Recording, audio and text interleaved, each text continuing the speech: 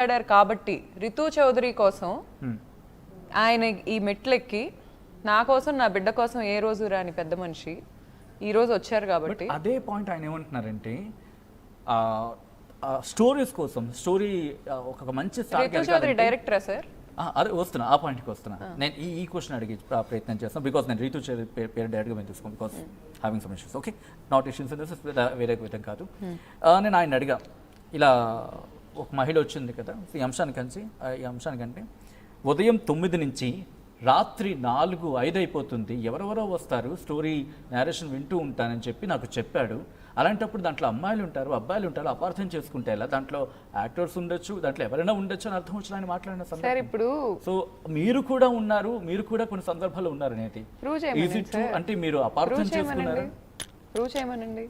నేను అపార్థం చేసుకోలేదు సార్. ఆయన అంటుంది ఇప్పుడు 2023లో నా ప్రెగ్నెన్సీ టైంలో రితు చౌదరి అనే వ్యక్తి కోసం నా కడుపు గురించి ఏ ఆడది అబద్ధాలు చెప్పదు.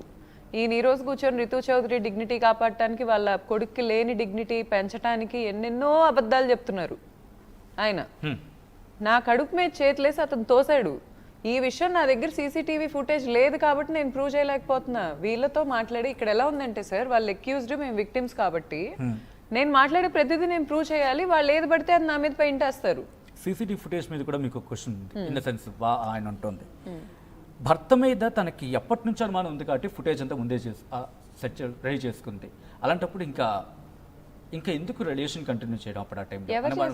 అంటే మీకు ఎప్పుడో స్టార్ట్ అయింది, అప్పటి నుంచి ఎవిడెన్స్ కలెక్ట్ చేసుకుంటూ ఉన్నారు. సార్ ఇప్పుడు ఈయన క్వశ్చన్లన్నీ నన్ను అడిగారు కదా, నా క్వశ్చన్స్ అన్ని ఆయన అడిగాను నేను. ఏం చెప్పారు సార్? లైవ్ చూడమంటారా? చూడండి ఒకసారి. అంటే మామూలుగా అలా కాదు సార్, ఇప్పుడు నేను ఆయన వాయిస్ రికార్డింగ్స్ మీరు లాస్ట్ టైం ఇంటర్వ్యూ ఇచ్చారు కదా, ఇంటర్వ్యూ సంబంధించి క్వశ్చన్స్ ని ఆ ఇంటర్వ్యూని ప్లే చేసి క్వశ్చన్స్ అడగండి. ఇప్పుడు నేను కూడా కొన్ని క్వశ్చన్స్ అడుగుతాను సార్ ఆయన్ని. వి విల్ ఆస్క్ నిర్మోహమాటంగా. ఇక్కడ మా అమ్మాయికి అన్యాయం జరిగింది, ఒక మామగా ఇక్కడికి వచ్చాడు. మా అమ్మాయికి అన్యాయానికి ఏం జస్టిస్ చేస్తాడో చెప్పాలి. కానీ ఎవరో అమ్మాయిలు బయటపడతారు, అంత భయం దేనికి? ఆయనకి అంత ఉలికి ఎందుకు అసలు? అంటే ఉన్నాయనే కదా సార్. అసలు ఇది డివోర్స్ రిపోర్ట్ సార్, ఇందులో ఏం రాశారు? ఇది డివోర్స్ వాళ్ళు పంపించిన నోటీస్ నాకు. ఓకే, ఇంకా చదువురాని అమ్మాయిలను అయితే వీళ్ళు అసలు ఇట్లా ఎక్కి ఇట్లా రెజిలింగ్ షార్ట్స్ లాగా వేసి బెల్ట్లు పెట్టుకొని తిరిగే వాళ్ళేమో ఫాదర్ అండ్ సన్. నాకు అర్థం కావట్లేదు చదువురాని అమ్మాయిలను అయితే. ఇప్పుడు వీళ్ళు ఏం రాశారంటే సార్, నేనంట ఇతనికి మందు తాగిపించి రిచ్ ఫ్యామిలీస్ని నేను పార్టీస్కి పిలిచి ఇంటికి ఇతనికి మందు తాగిపించి ఇతన్ని వాళ్ళని ఇంటిమేట్ వీడియోస్ నేను తీశానంట. ఇది ఉంది, నేను మీకు చూపిస్తాను లైన్. తీశాను అని అంటే ఉందని ఒప్పుకున్నారుగా. ఇప్పుడు ఆ అమ్మాయిల డిగ్నిటీ, అసలు రితు చౌదరి అనేది ఒక థర్డ్ పర్సన్, నేను ఒక ఆడదాన్ని. ఆ అమ్మాయిని ఈ టాపిక్లో ఇన్వాల్వ్ చేయాలని నాకు ఫస్ట్ నుంచి నాకు లేదు. ఎందుకంటే ఆ అమ్మాయి ఎందుకు వచ్చిందో, ఇతను ఎన్ని మాటలు చెప్తే వచ్చిందో నాకు తెలియదు కదా.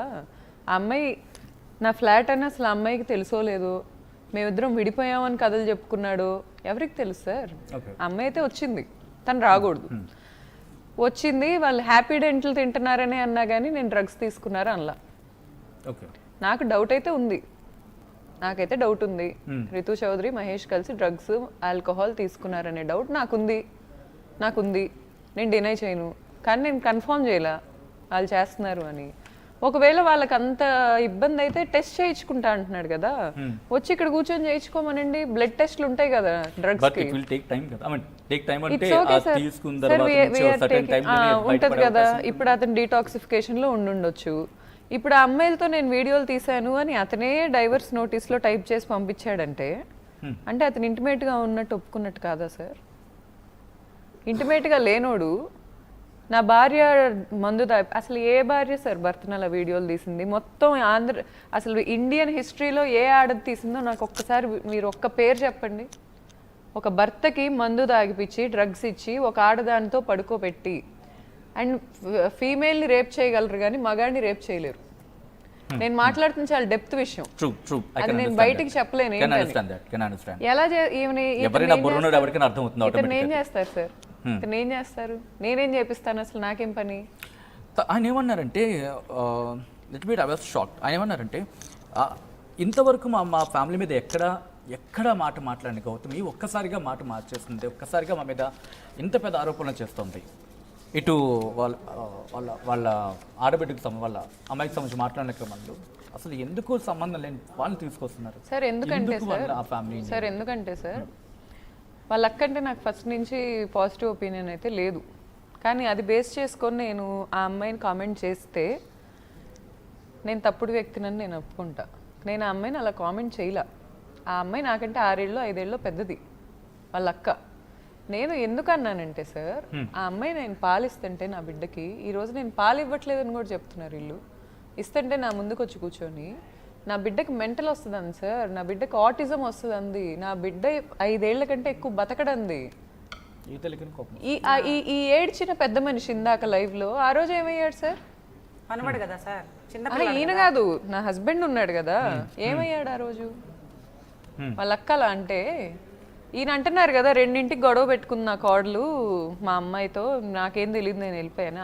ఆ విషయం గురించి అయింది గొడవ, ఆ విషయం గురించి అయింది. ఇప్పుడు ఆమె వచ్చి చెప్పింది సార్, క్రిమినల్ ఇంటెన్షన్ ఉన్నోళ్ళు బిహైండ్ ఏదో ప్లాన్ ఉన్నప్పుడు బయటకు ఏదో చెప్తారు. నాకు వాళ్ళకి క్రిమినల్ ఇంటెన్షన్ ఉన్నట్టు నాకు అర్థమైంది. నాకు అనిపించింది మనసులో, మామ్ ఇన్స్టింక్ట్ అంటారు దాన్ని. క్లారిటీ ఇచ్చే ప్రయత్నం చేద్దాం. ఆఫ్ కోర్స్ అర్థమైందా, లేకపోతే ఎగ్జంప్షనా, లేకపోతే ఎక్కడైనా మీకు ఎవిడెంట్గా అనిపించిందా? సార్ నాకు ఉన్న ప్రతి దానికి ఎవిడెన్స్ ఉంది. ఓకే ఓకే, నేను వాళ్ళు కూడా నా మీద కొన్ని ఆరోపణలు చేశారు, నా వెనక ఎవరో ఉన్నారన్నారు. అంటే వాళ్ళు ఏం చెప్తున్నారంటే, ఇంత పెద్ద మీడియా ముఖంగా ఒక ఆడదాన్ని దాడి చేశారు, మీరు ఎక్కడో ఆ హోటల్ లేదు ఒకటి దాడి చేశారు. ఎవరు చేశారు సార్ దాడి? మా షెఫ్లు నేను పిలిపించిన, ఇప్పుడు పిలిపించిన, నేను కిడ్నాప్ చేశాను అన్నారు చూడండి, నేను పిలిపిస్తాను ఆగండి. అసలు జరిగిందా, అసలు ఏం జరిగింది అంటే దానికి సంబంధించి, ఎందుకంటే చాలా ఆరోపణలు వినిపిస్తున్నాయి. ఒకసారి సత్యవతం ప్రయత్నం చేస్తున్నాను. ఇప్పుడు ఆయన ఇందాక మా అన్నగారు మాట్లాడుతూ 10 మంది పని మనుషులు ఆ అమ్మాయికి జడేస్తారు, చిక్కు తీస్తారు, పేలు దోస్తారని చెప్పాడు. అసలు నా కూతురికి 10 మంది పని మనుషులు లేరు సార్. బేబీ సిట్టర్ ఒక అబ్బాయి ఉండేది, మా అల్లుడు రూమ్ సర్దడానికి, మా అల్లుడు బట్టలు సర్దడానికి ఆ అబ్బాయి పర్సనల్ ఒక మనిషి ఉండేది. ఇంట్లో మామూలుగా వచ్చి